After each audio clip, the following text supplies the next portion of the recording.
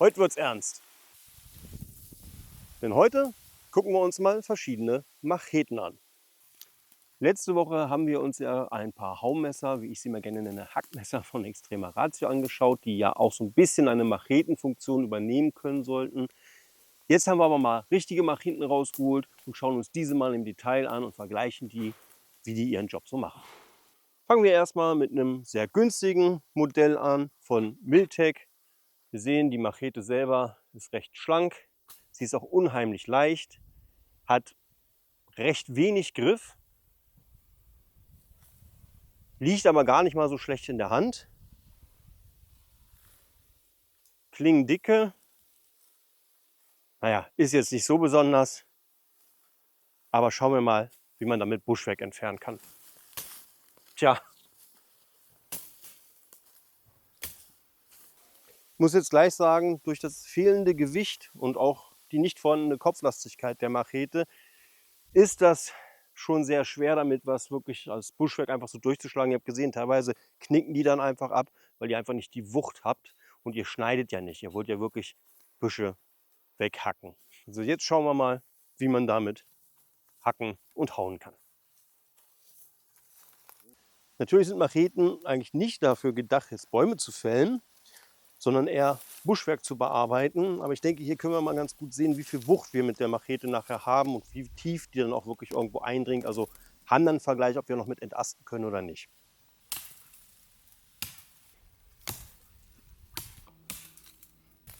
Also überraschenderweise muss ich zugeben, dass ich das nicht erwartet hätte, dass wir doch so viel ausschlagen können. Okay. Kommen wir jetzt zu einer klassischen Machete von Pumatech aus Solinger Stahl. Wir merken hier schon, die hat bestimmt gefühlt das doppelte Gewicht. Wir haben eine viel höhere Klingenstärke. Ist auch hier vom Gewicht her dadurch viel kopflastiger. Können wir also davon ausgehen, dass wir da noch stärkere Hiebe mit setzen können. Hat insgesamt auch wieder einen recht kleinen Griff. Aber Fingerschutz diesmal auf jeden Fall und auch nach hinten einen Abrutschschutz. Liegt ganz gut in der Hand.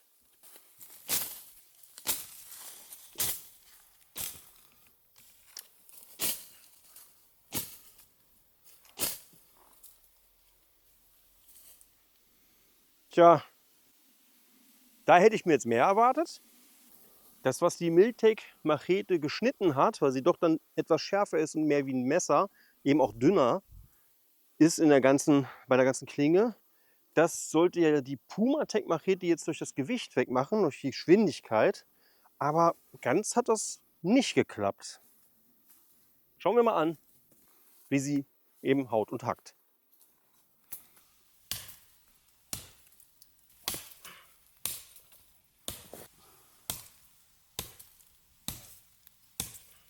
Macht halt auf jeden Fall mehr Holz weg, von der Fläche her, von der Flächenwirkung. Und lässt sich auf jeden Fall gut handeln.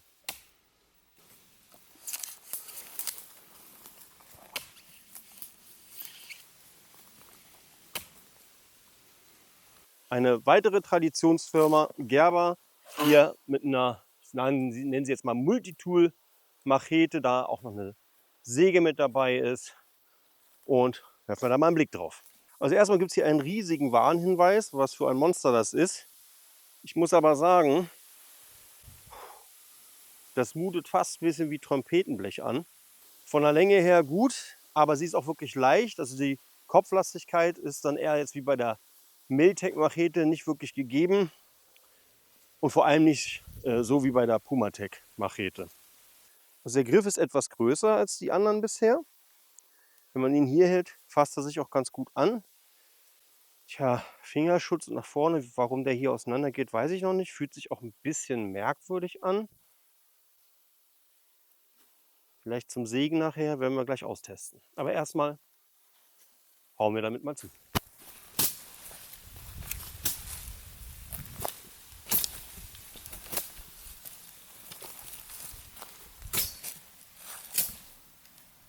Gut, dadurch, dass sie so schlank und so leicht ist, schneidet sie doch sehr gut durch leichtes Buschwerk. Habt ihr ja gesehen. Hätte ich jetzt so auch nicht gedacht, aber gut, da macht es auch die Länge und die Schwungkraft, die man dann hat.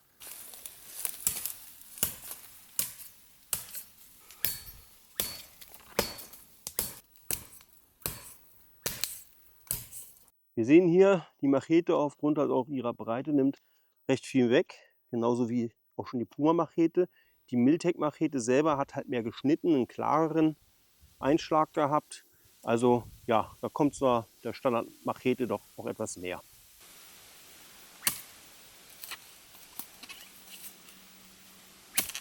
Kommen wir nun aber natürlich noch zu der Sägezahnung. Immerhin ist die da und ist ja auch für eine Machete nicht unbedingt dumm, sowas mit zu verarbeiten. Und jetzt schauen wir uns mal an, ob man damit auch gut sägen kann.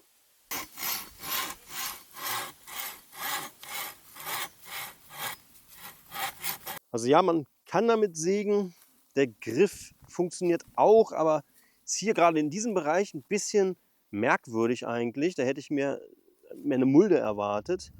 Und ganz klar ist natürlich die Sägezahnung selber ganz gerade und nicht irgendwie versetzt. Und das macht es schwer, umso tiefer wir ins Holz kommen. Kommen wir jetzt noch zu einer Machete von Walter, einem Traditionsunternehmen. Ich würde mal sagen, es ist sowas wie eine Fancy-Machete und auch das sollte nicht fehlen, was wir uns hier angucken wollen. Das sieht hier schon ganz schön wild aus, muss man sagen. Wozu das hier sein soll, vielleicht eben zum Entasten, ich weiß es nicht. Ich hoffe mal nicht, dass es als Gurtschneider gedacht ist. Ansonsten muss man sagen, die Klingenstärke ist schon wirklich gut. Sie hat auch Gewicht, ist kopflastig. Der Griff ist wieder, ja, ist in Ordnung, aber ein bisschen kurz. Was wir hier wieder nicht haben, ist ein vernünftiger Fingerschutz. Gut, aber mit einer Machete sticht man ja auch in der Regel nicht unbedingt zu.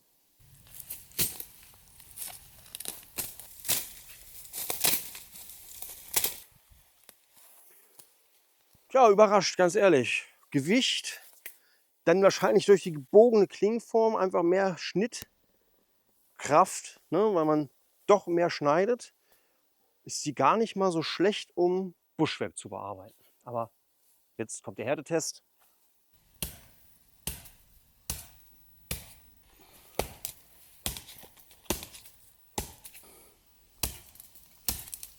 Also, wir haben ziemlich viel wegnehmen können mit wenigen Schlägen. Also ich würde sagen, sogar mit am meisten. Hier drunter sieht man noch das von der Miltec im Vergleich. Hier oben war jetzt die vorige Gerber, die einfach mehr aufreißt. Und hier unten ist die Puma-Machete nochmal zu sehen. Also wir haben wirklich am meisten weggenommen und wir haben auch recht saubere Einschnitte. Ich behaupte einfach mal wirklich, das liegt an dieser Krümmung. Das schneidet dann wirklich mehr wie so ein Messer oder sowas rein, als jetzt wie eine reine Machete. Wobei die Originalmacheten ja auch meistens vorne eben deshalb so gebogen sind, dass diese Schnittkraft auch da ist. Also Einschlag ist gut. Hier kann man jetzt auch was abbrechen, wenn man möchte. Okay, der ist gekillt, der Baum. Wir müssen gleich ein anderes Objekt noch suchen. Beini ist kräftig, wuchtig, schneidet gut. Jetzt gucken wir auch noch mal ganz kurz nach dieser ominösen Öse.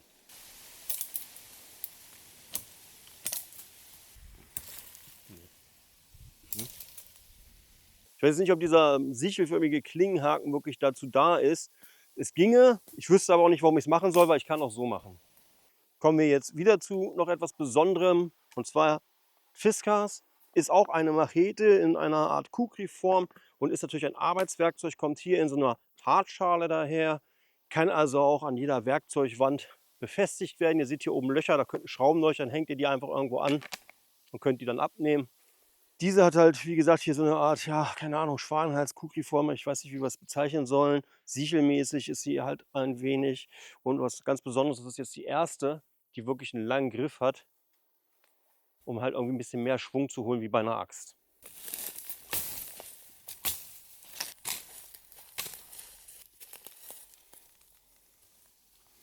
Also durch den langen Griff habt ihr viel Schwungkraft. Wir sind vorhin gar nicht auf den Stahl eingegangen, der ist sehr stabil, biegt sich nichts. Und ja, mit dem Schnabel trefft ihr auch stärkere Äste und könnt die praktisch abreißen, was wir gleich am Anfang da gesehen hatten. Aber auch jetzt gucken wir mal einfach an, wie die so hackt und haut.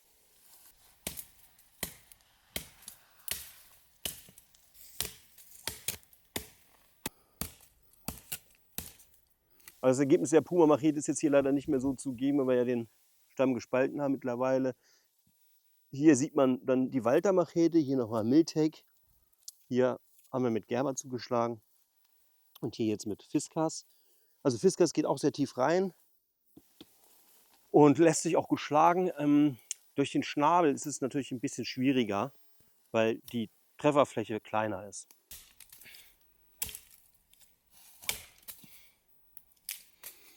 Jetzt haben wir fast dasselbe nochmal, nur mit einem anderen Griff, etwas kürzer, dann noch mit einer Sägezahnung. Und der Schnabel ist meines Erachtens nicht ganz so groß, müssen wir gleich nochmal gucken. Eine Besonderheit ist allerdings, die Stärke der Machete von eben hat sie nicht ganz. Also annähernd, aber nicht ganz.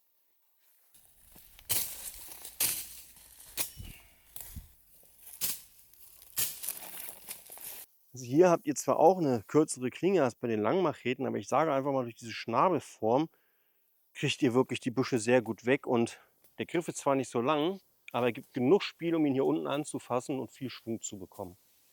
Jetzt schlagen wir auch mal natürlich auf Holz mit der Machete. Wir nehmen mal die andere Seite. Ich gehe jetzt nicht von einer großen Veränderung zu der anderen von Fiskars gerade aus, aber das werden wir ja gleich sehen.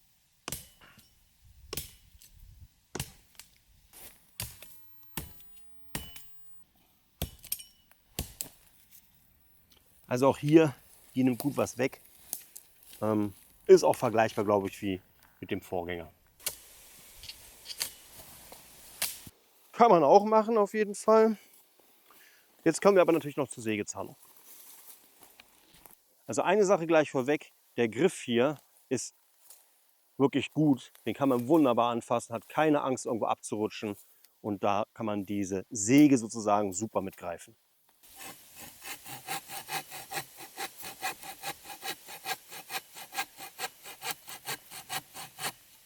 Hier sieht man auch gleich einen Unterschied zwischen den Sägen. Ihr habt gesehen, der Schnitt hier ist viel, viel dünner, also viel schlanker. Das lag daran, weil die Sägezahnung nicht auseinander geht, sondern ganz gerade ist und damit beißt sich so eine Säge langsam im Ast fest. Das haben wir hier nicht. Das habt ihr auch schon gesehen. Das Sägen war ganz gleichmäßig. Ich hätte jetzt den Stamm durchsägen können, weil die nebeneinander stehen.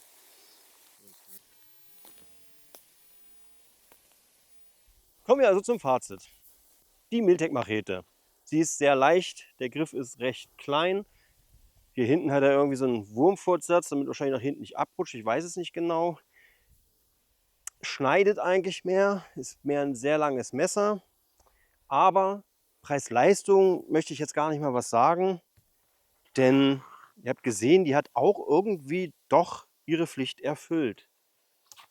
Wäre jetzt nicht mein Favorit, aber ansonsten kann ich jetzt nicht mal was Negatives sagen für das, was man hier bekommt. Die Machete von Pumatec. Von Anfang an eigentlich mein Favorit, weil sie die typische Machetenform eigentlich eher hat. Sie kopflastig ist, sie hat ein vernünftiges Gewicht, eine gute Klingenstärke, vielleicht einen etwas kurzen Griff, aber trotzdem gut mit einem vernünftigen Fingerschutz. Hat sich auch gut gemacht, also hat gut geschlagen. Aber ich hatte ja vorhin schon gesagt, also beim Büsche wegschneiden oder schlagen, hätte ich mir ein bisschen mehr erwartet sogar. Also keine schlechte Machete, wirklich nicht, macht ihren Job. Aber ich war ein bisschen überrascht, nämlich überrascht zu dem Fazit, zu dem ich gleich kommen werde. Also schauen wir einfach nochmal weiter. Hier jetzt genau andersrum. Kommen wir zu der Gerber-Machete. Ich halte nicht viel von Macheten, die wie Trompetenblech sind, die so wabbelig sind. Und dementsprechend hatte ich gedacht, Mensch, was ist denn das? Der Griff selber auch, er ist länger, was gut ist für eine Machete. Aber hier vorne, das hat mich überhaupt nicht überzeugt. Überzeugt mich auch immer noch nicht, warum hier so ein Knubbel ist. Oder hier, dass sich weiter hochgezogen ist. Oder auch hier nicht mehr Schutz ist, dass ich dann besser sägen kann. Also der Griff überzeugt mich nicht, auch wenn er länger ist. Er liegt jetzt nicht völlig schlecht in der Hand, aber das ist nicht das, was ich mir wünschen würde als vernünftigen Griff. Wie gesagt, Trompetenblech-like, auch nicht das, was ich denke. Aber sie hat eigentlich gut das Buschwerk bearbeitet. Da war ich wirklich überrascht. Es liegt dann doch wohl an der Länge, an der Energie, die man in diese Klinge bringen kann. Und sie ist ja auch scharf. Gut, wenn ihr aber jetzt hackt und sowas, kann natürlich gut sein, dass die auch leidet, die Klinge. Das muss man dann in einer längeren Erprobung sehen. War aber überrascht, denn ich habe von der gar nichts erwartet.